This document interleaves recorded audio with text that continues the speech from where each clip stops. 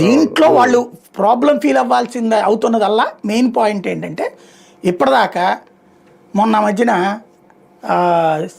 అదేది మహారాష్ట్రలో వినాయకుడి గుడి సిద్ధి వినాయక టెంపుల్ 300 ఏళ్ల చరిత్ర కలిగిన ఆలయం మాది అన్నారు. తమిళనాడులో శివాలయంతో పాటు ఆ ఊరంతా మాది అన్నారు.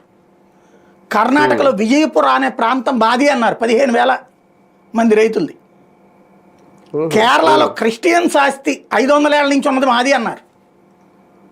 వక్ఫ్లో కాంగ్రెస్ పార్టీ తెలివిగా చేసిన ఎత్తుగడ ఏంటంటే 2014లో దిగిపోయే ముందు వాళ్ళు దిగిపోతామని తెలుసు, దేశంలో అల్లకల్లోలం సృష్టించడానికి నెక్స్ట్ వచ్చే ప్రభుత్వాలను అస్థిరపరచడానికి 3 కుట్రలు చేశారు.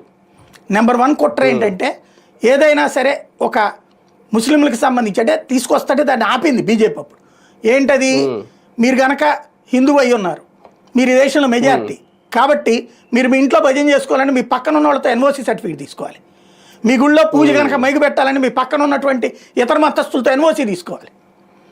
అదే ముస్లింలు క్రైస్తవులకి అయితే అది అక్కర్లేదు. ఇది వాళ్ళు పెట్టిన దుర్మార్గమైన రాక్షసమైన చట్టం, దాన్ని బీజేపీ ఆపింది. నెంబర్ 1.